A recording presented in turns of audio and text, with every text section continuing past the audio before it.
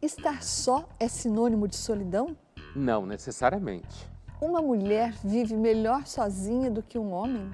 Dizem que sim. É possível viver sozinho e ser feliz? É claro, Há uma epidemia de solidão hoje em dia? acho que há.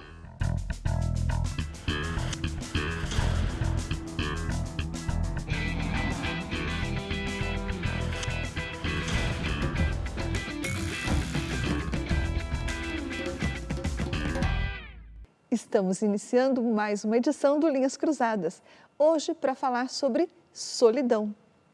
Oi, Pondé.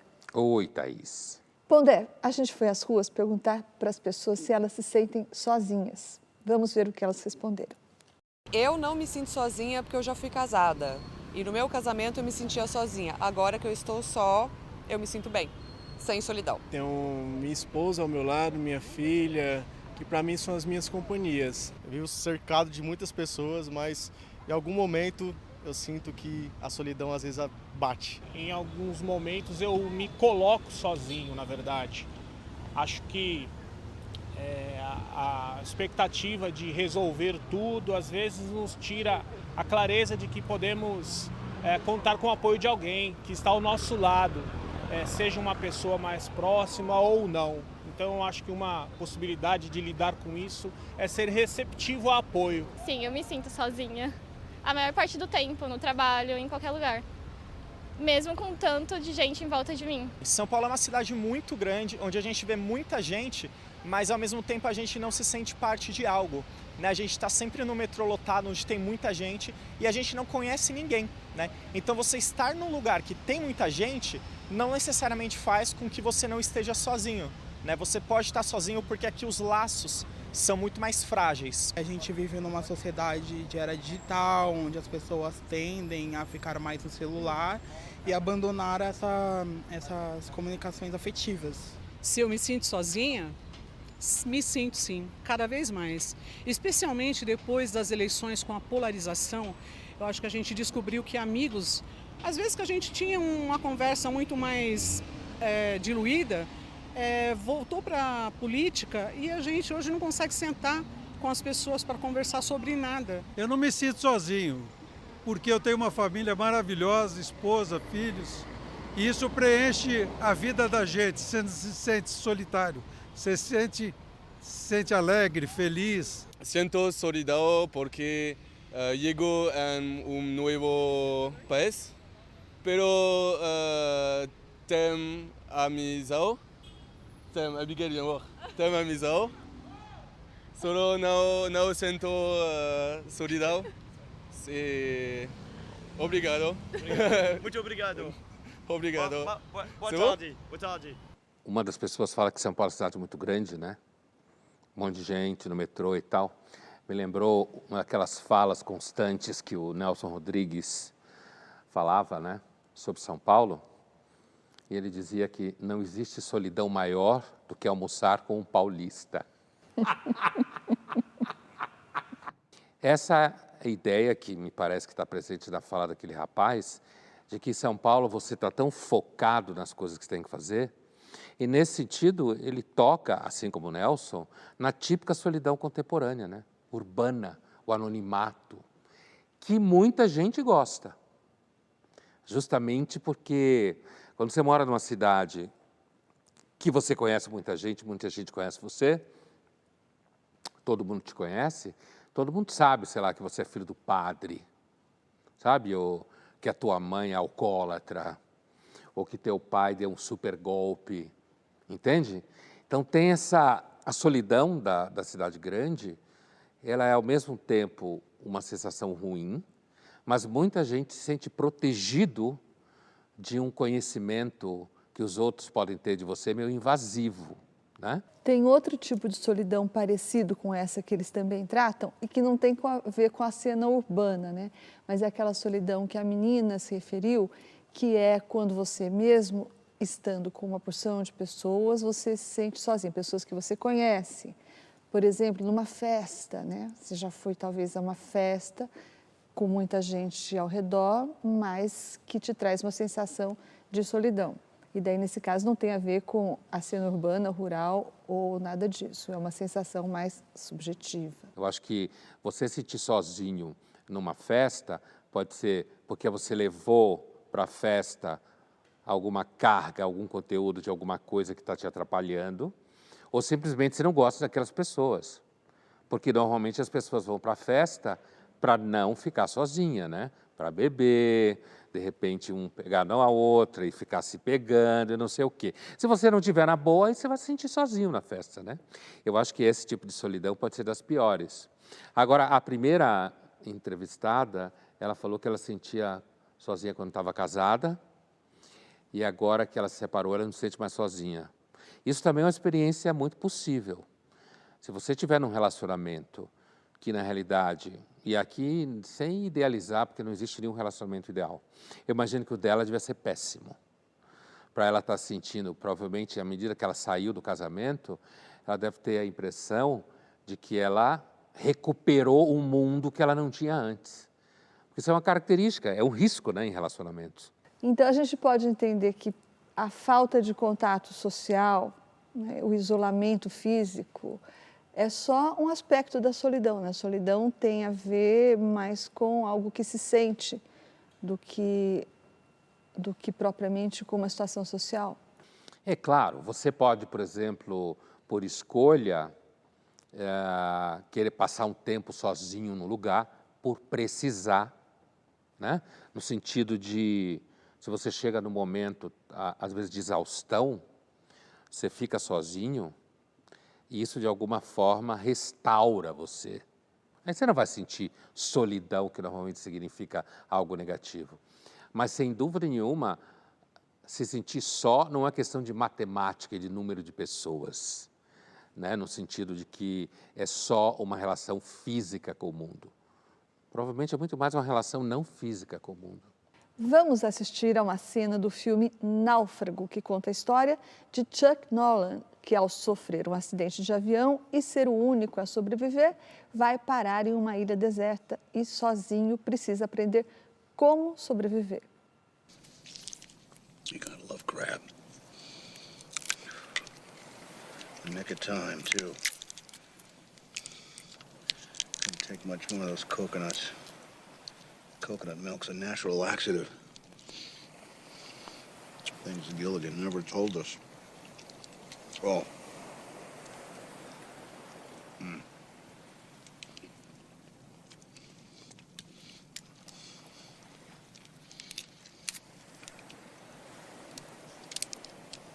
Pretty well-made fire, huh, Wilson?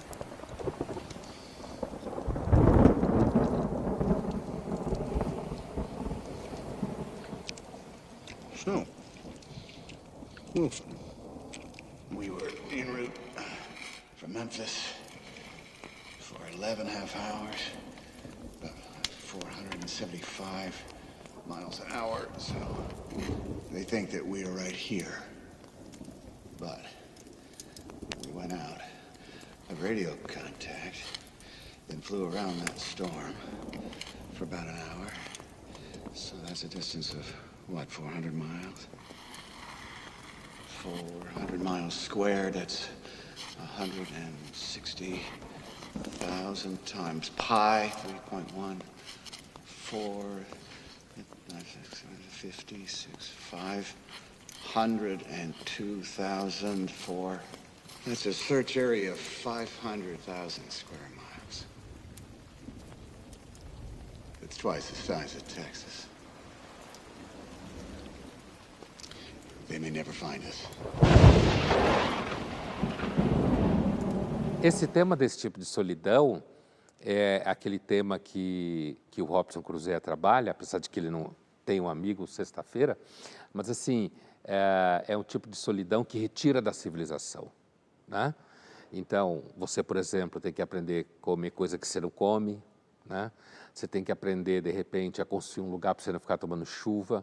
Então, tem esse elemento que é um pouco quase ingênuo, mas que é verdadeiro, de que a nossa vida se dá num ambiente em que muitas pessoas estão fazendo coisas para que a nossa vida continue.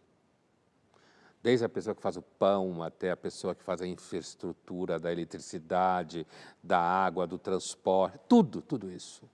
Então, viver numa sociedade é você viver acompanhado de coisas que as pessoas fazem, mas não fazem exatamente para você.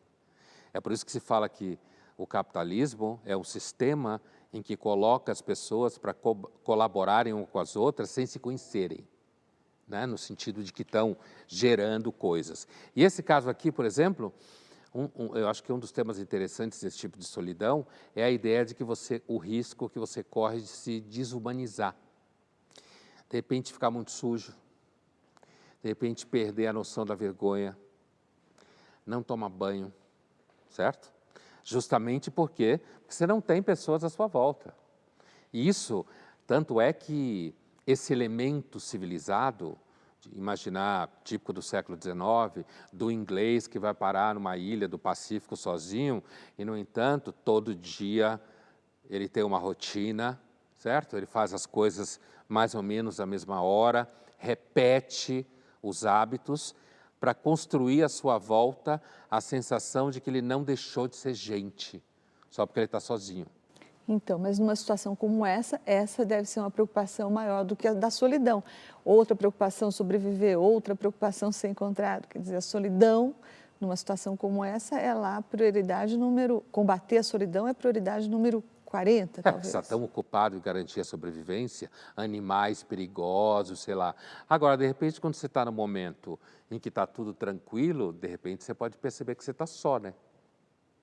E, às vezes, inclusive, como a conta que ele fez, você perceber que você está só, porque você faz a conta e descobre que você está numa região tão grande como ele, que ninguém vai te encontrar. Aí você projeta a solidão no tempo. Putz, vou ficar só para sempre. Aí pira. Linhas Cruzadas volta já já e no próximo bloco nós vamos falar sobre os diferentes tipos de solidão.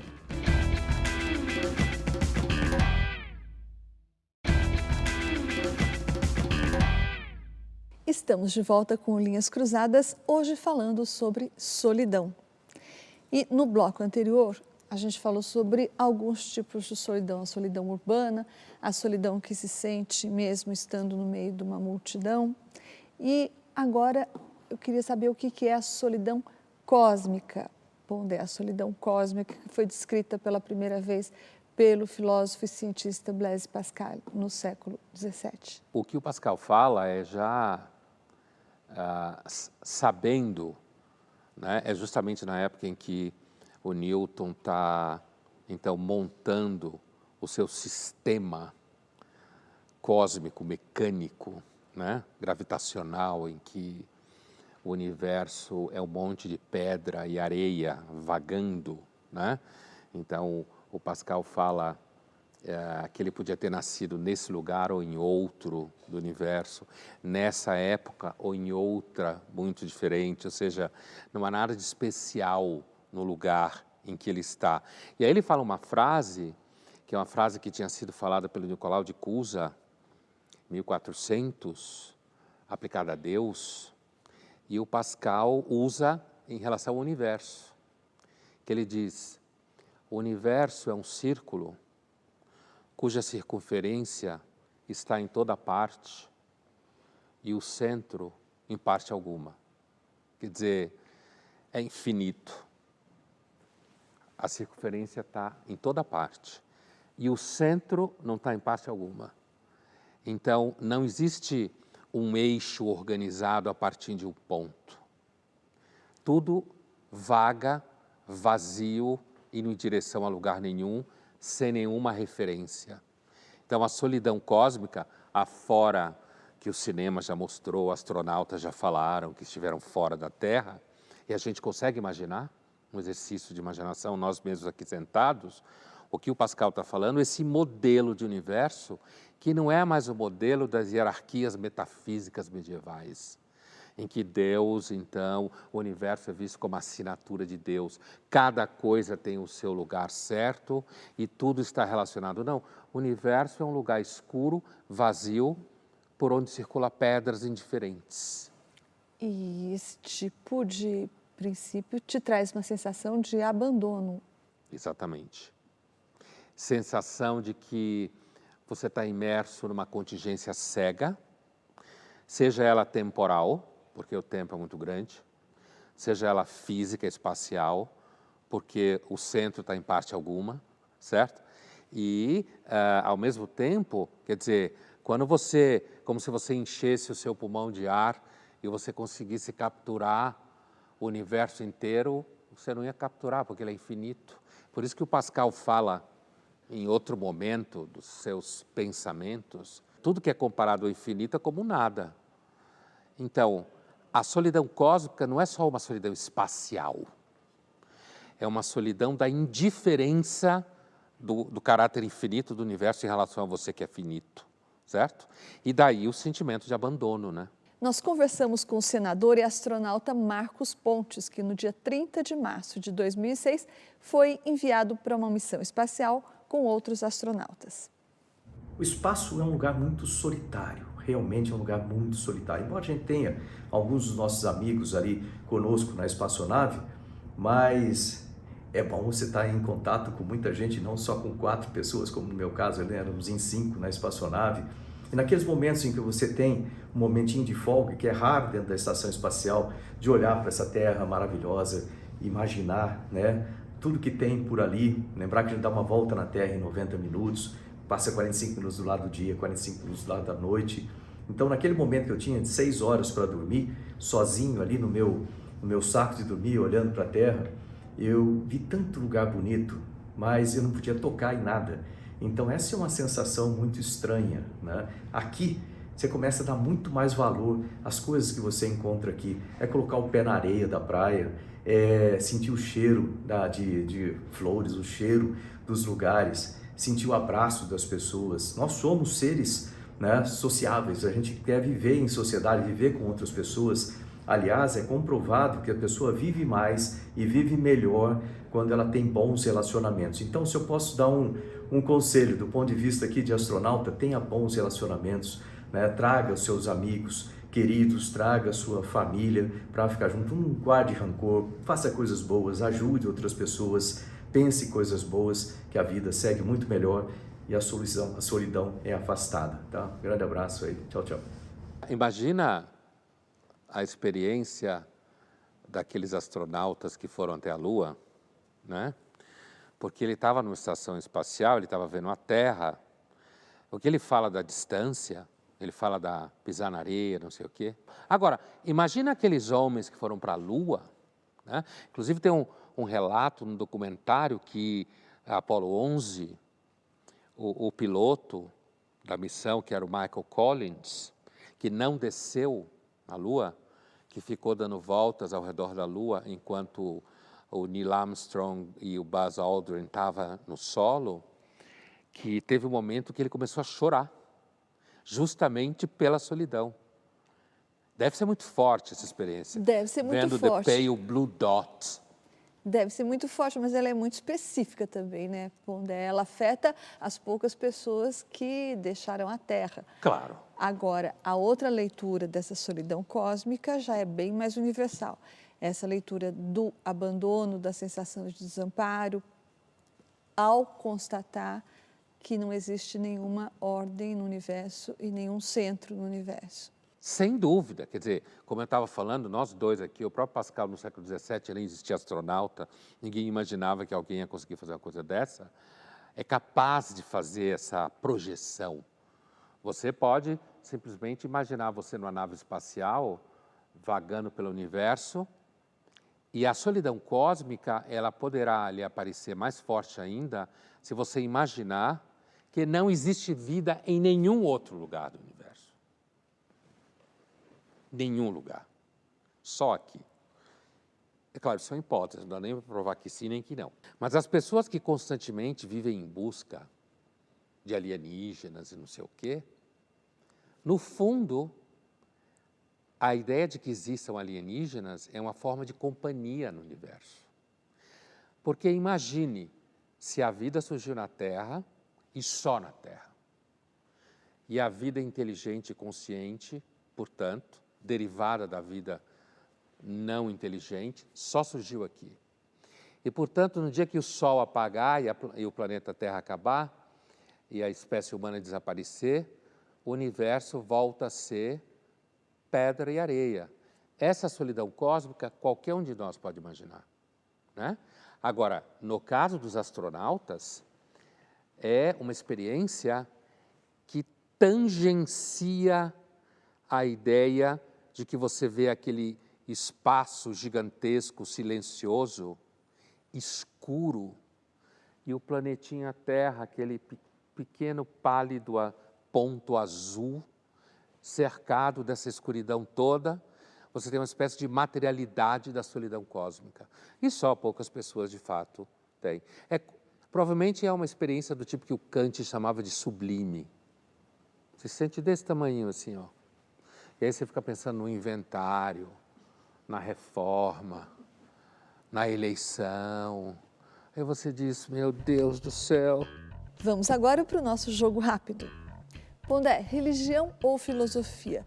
Qual das duas coisas é mais eficiente para combater a solidão? Se número e estatística significar alguma coisa, não há nenhuma dúvida que é a religião. Nenhuma dúvida. A maior parte, esmagadora parte da humanidade é religiosa nas mais diferentes formas. Ao longo de todo o tempo da humanidade, a religião, a sensação de que Deus está com você, ou espíritos, ou orixás, ou o que for, e que sabe de você, e que está cuidando da sua vida. Quer dizer, isso é uma experiência muito mais forte, me parece, e muito mais extensa na humanidade. Então, eu acho que não há dúvida, religião. Daí, você acha que a solidão pode ser um preço a ser pago para você ser livre? Você está falando de uma relação romântica, liberdade dentro de uma relação romântica, afetiva? Estou falando de como uma das pessoas que falou aqui para nós no Povo Fala, a primeira mulher que falou, que diz que se sentia quando estava só. casada se sentia só, e quando está só não se sente só, né?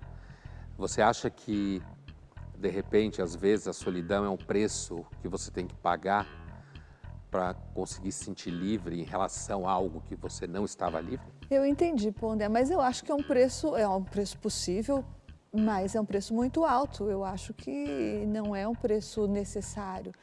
Eu não acho que para você ser livre, você tenha que pagar o preço da solidão. Pode ser, mas o preço é alto. Eu acho que tem outras maneiras de você ser livre, por exemplo, dentro de uma relação afetiva, é isso que a gente está falando. Por exemplo, procurando ou tendo a sorte, não é, de encontrar alguém que entenda a liberdade da mesma forma como você entende. E daí você não precisa ser sozinho para ser livre, não é? Pondé, a filósofa Hannah Arendt falou que para combater a solidão, ela falava com ela mesma, ou seja, ela falava sozinha, como o nosso amigo Chuck Noland. Você fala com você mesmo ou com os filósofos que você lê, e isso é bom para combater a solidão? Eu nunca pensei nesse negócio de falar sozinho. E pensando aqui de mim para comigo mesmo, eu acho que eu nunca falei sozinho. Claro, no sentido da Hannah Arendt, não que você seja maluco, ouça vozes e tal. Não.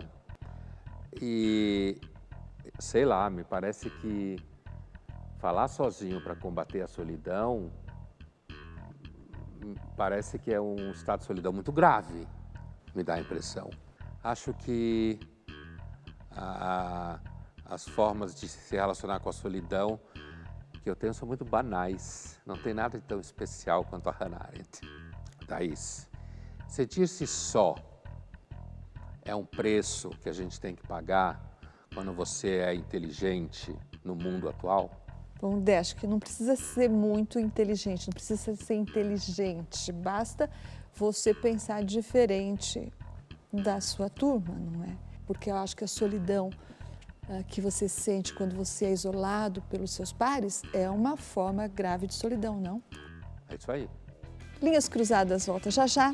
E no próximo bloco nós vamos falar sobre a solidão moderna.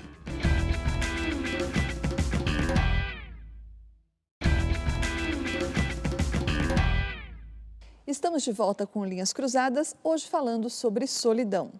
Vamos ver agora uma reportagem com o senhor Vincenzo D'Alvia, de 90 anos, que contou um pouco sobre a vida dele e de que forma ele combate a solidão.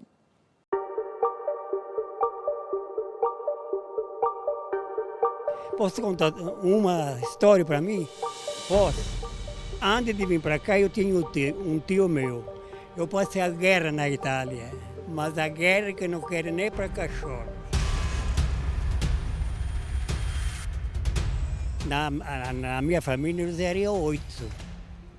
Então, lá na Itália, eu tenho uma irmã de 95.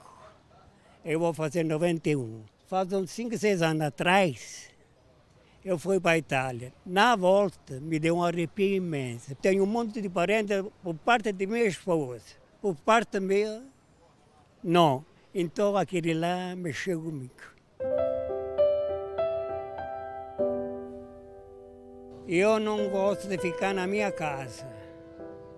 Se na minha casa tem uma dor desse tamanho, ela se torna desse tamanho.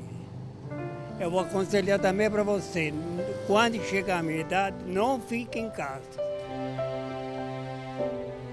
Quando é que paga a moça aqui? 34, por favor, até R$4. Eu tenho muita dor, mas aqui na minha loja não tenho mais dor. Porque enquanto falo com você, falo com outro. Chega na minha casa, entra na porta da sala e já começa as dores. Um produto de R$2.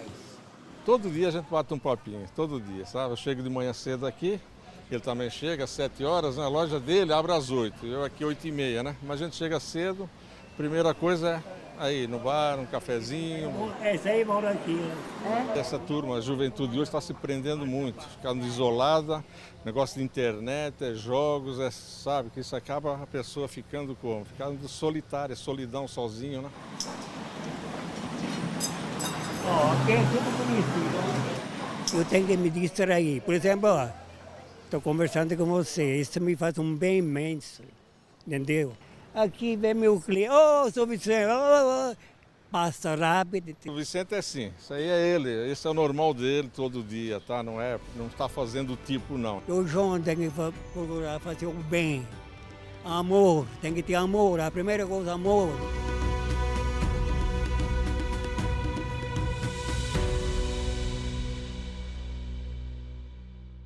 Eu acho, Thaís, que o principal fato vinculado à solidão e vinculado à sabedoria que ele demonstra na fala dele é justamente o fato que ele tem 92 anos. Não parece, né? 90 anos, mas não parece. Ele não parece, né? Ele não parece por quê? Porque ele conversa, porque ele dá risada, porque ele gosta de ir na loja, porque ele gosta de conversar com as pessoas. Então, ele inclusive fala, né?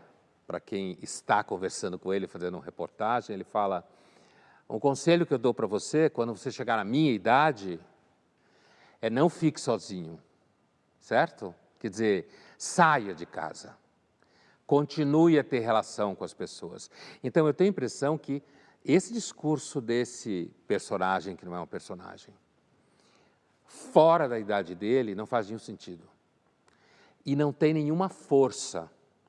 Porque se você pegar uma pessoa hoje, sei lá, de 30 anos, que faz um discurso, por exemplo, sobre amor, bom humor, tá fácil. Quando você tem 90 anos e você consegue demonstrar gosto por conversar com as pessoas, demonstrar gosto por estar trabalhando, demonstrar gosto por dizer que é melhor você ficar fora de você, essa coisa de amar os outros.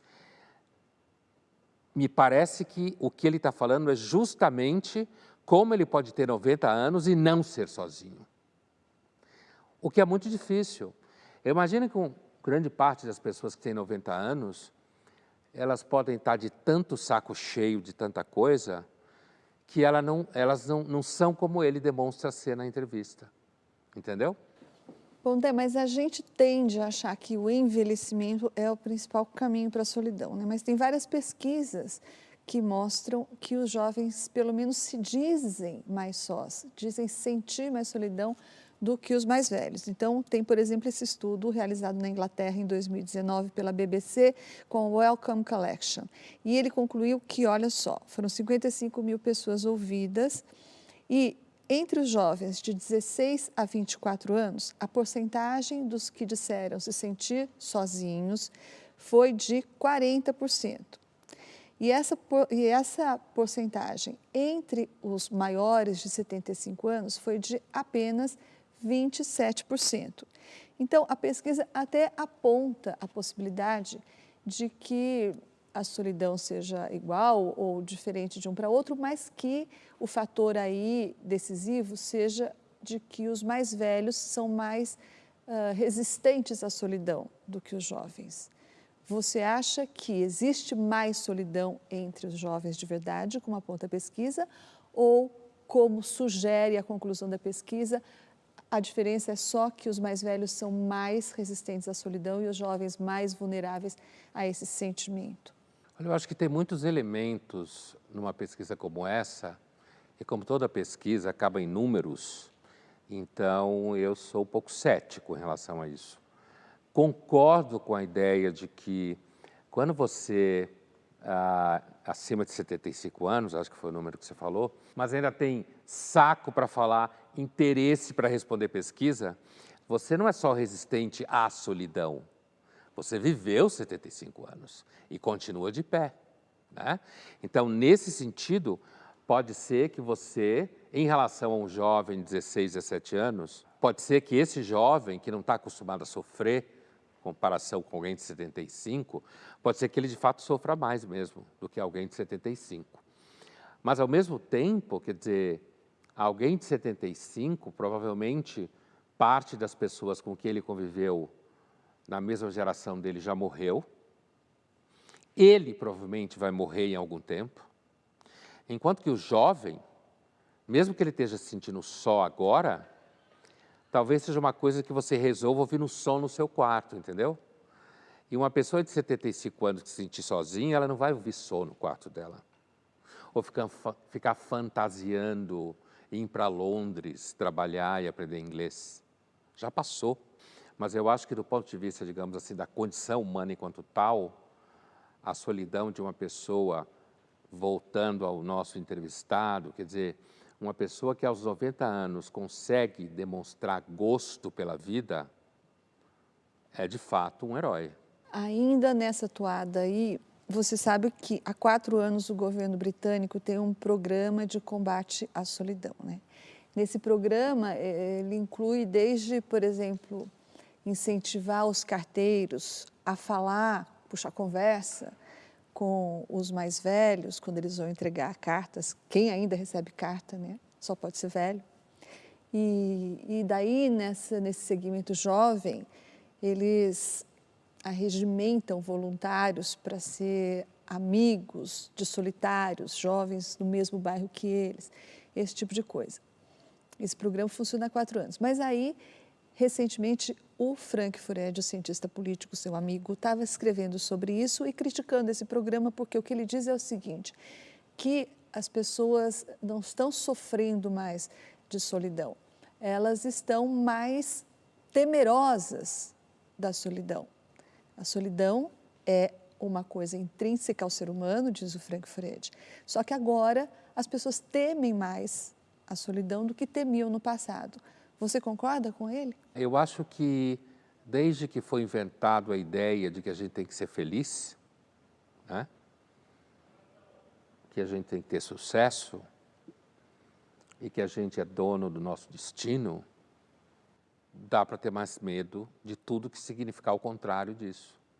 Como ficar sozinho, né? No sentido de que você talvez não tenha tido sucesso em relacionamentos, você não tenha se constituído como uma pessoa muito popular, que tenha muitos amigos, alguma coisa assim, ou você não é uma pessoa que demonstrou ser interessante aos outros, né? O que é você querer querer engajar pessoas nas suas redes sociais se não é uma forma de combater a solidão virtual? E ele fala de uma patologização da solidão, como se ela não fosse intrínseca ao ser humano. Inclusive quando um governo monta uma secretaria preocupada com o bem-estar. Tem status de ministério, na verdade. Ministério, piorou, né? Então monta um ministério para combater a solidão. Primeiro ela está reconhecendo que o caráter social daquela sociedade está entrando em crise, né? Ela está reconhecendo que tem gente vivendo tempo demais e que a rede de relações humanas não está funcionando.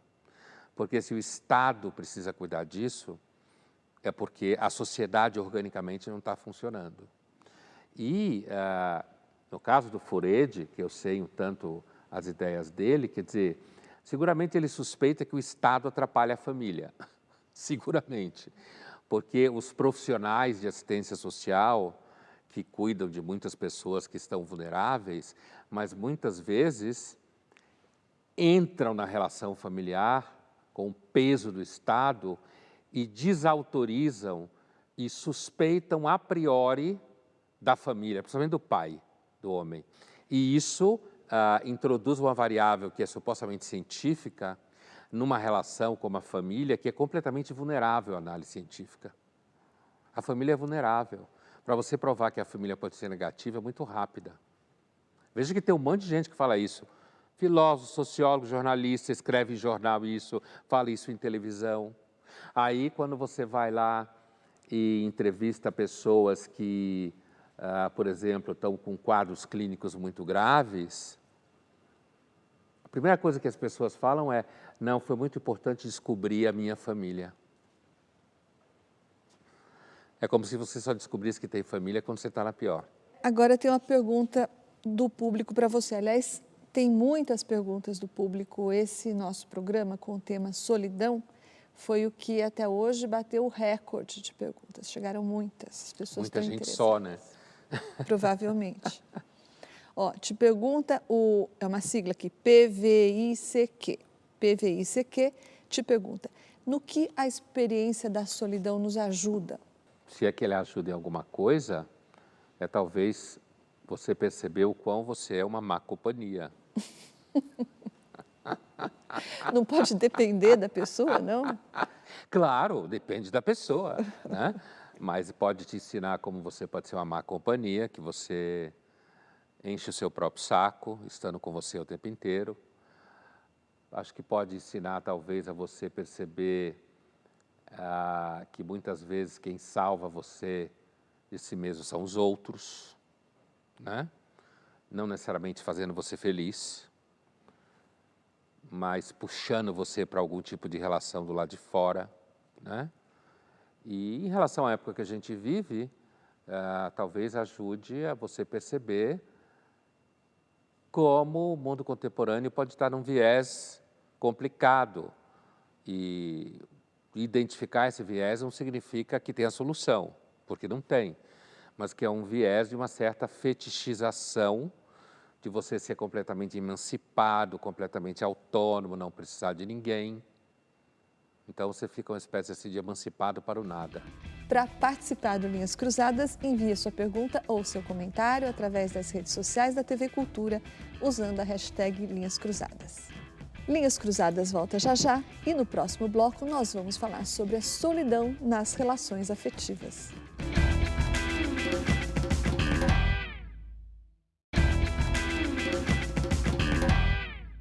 Estamos de volta com Linhas Cruzadas, hoje falando sobre solidão. Pondé, os homens têm mais dificuldade de viver sozinhos do que as mulheres. Você sempre lembra disso e nem é preciso, porque é só a gente olhar para o lado, para os nossos parentes, amigos, que a gente constata isso facilmente.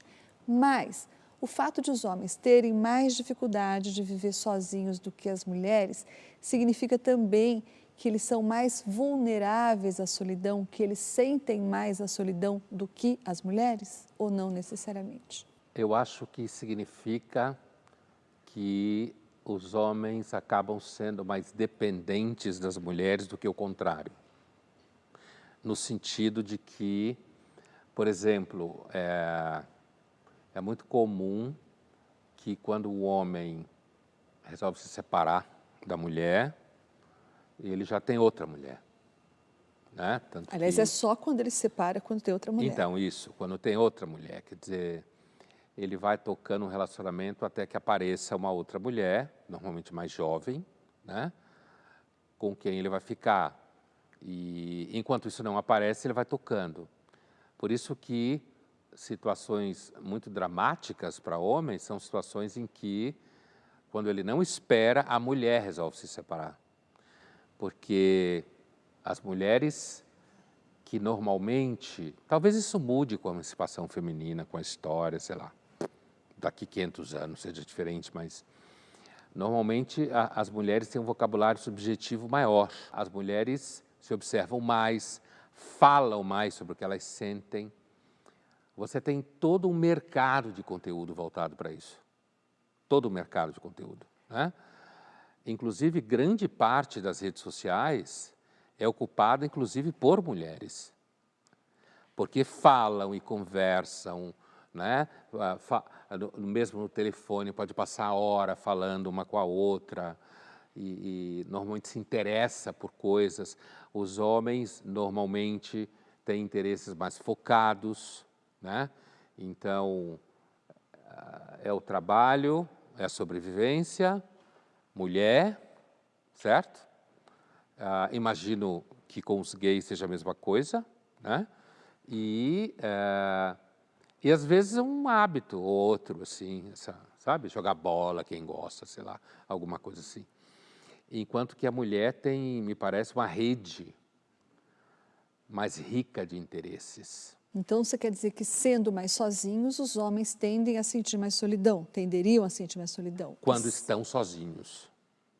Quando estão sozinhos, no sentido que moram sozinhos, né? Quer dizer, uma mulher que mora sozinha, inclusive, muitas vezes, mantém o relacionamento com os filhos, né? Inclusive, é interessante porque você sempre teve mais morador de rua, homem, do que mulher. Sempre.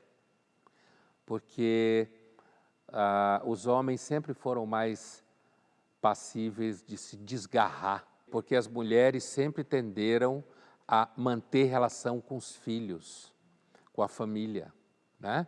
E muitas vezes com a própria família dela de origem, com irmãs. Pondé, mas tem coisas que estão mudando, né? Você lembrou outro dia que no livro do Manuel Castells, Sociedade em Rede, que é de 1999, no momento em que ele faz a tipologia dos movimentos feministas, ele lembra da existência desse grupo feminista de Taiwan, que diz que uma mulher emancipada de verdade é uma mulher lésbica, necessariamente.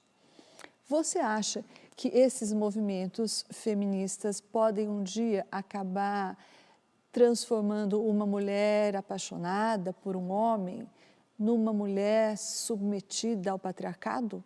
Eu acho, Thaís, que esse tipo de risco que você descreve, isso pode, de fato, atingir meninas que são adolescentes, que estão crescendo nessa faixa etária, em que jovens são muito influenciáveis, né?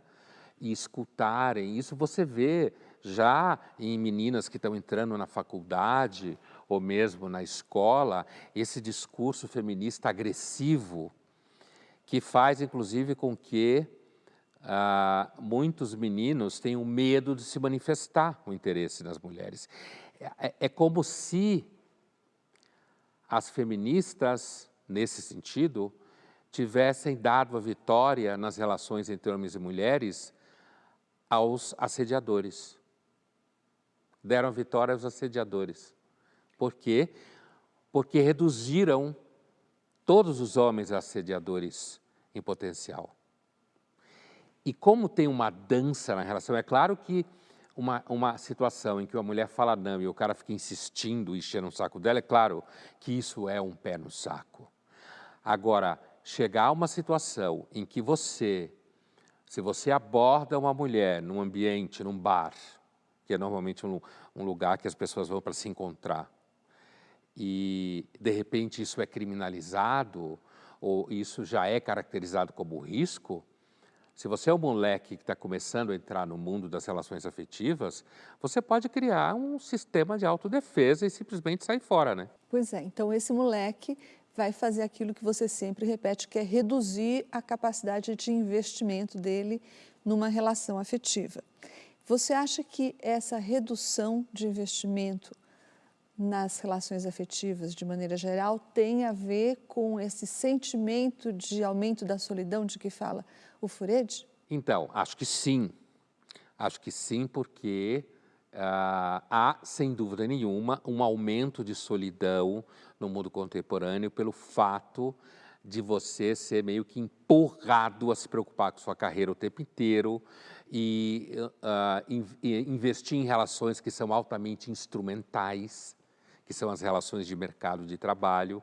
Isso facilmente pode jogar você numa situação em que você sinta que, na verdade, você é só um elemento funcional na vida dos outros, né? Agora, no caso das relações entre homem e mulher, eu acho que essa desconfiança mútua e essa paranoia que foi criada, isso pode, sim, atrapalhar principalmente os mais jovens. Porque essa ideia, por exemplo, de que não se pode confiar em homem nenhum, de fato pode gerar uma reação, como já gera, uma reação contrária do sujeito chegar à conclusão que não vale a pena investir em relação nenhuma, que é um mau negócio. Vamos assistir agora uma cena do filme A Mulher Rei, dirigida por Gina Prince e estrelado por Viola Davis. Ele conta a história, baseado em fatos históricos, de guerreiras que formaram um exército para proteger um reino na África. Sister! Loudy! We have a visitor. It's a rich man from Ghana. Come! Maybe he is handsome.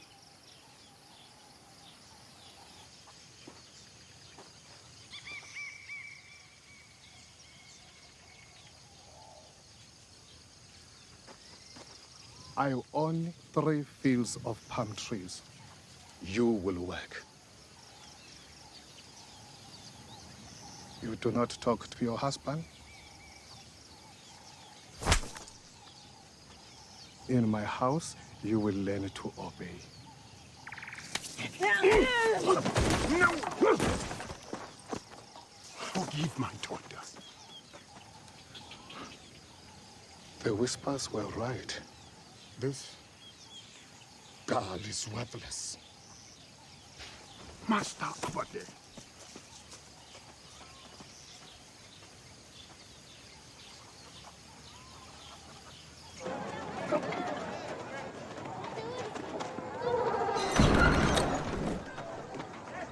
I wish to give my daughter to the king.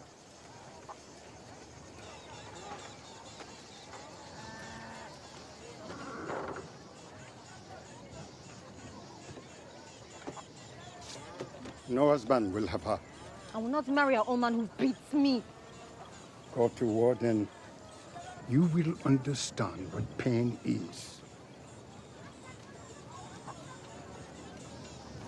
Enter.